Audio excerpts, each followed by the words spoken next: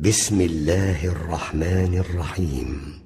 كيف تكفرون بالله وكنتم أمواتا فأحياكم ثم يميتكم ثم يحييكم ثم إليه ترجعون.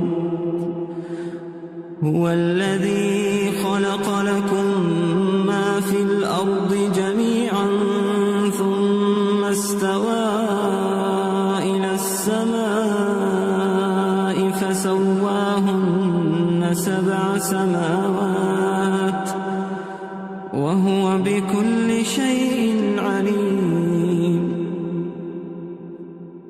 وإذ قال ربك للملائكة إني جاعل في الأرض خليفة قالوا أتجعل فيها من يفسد فيها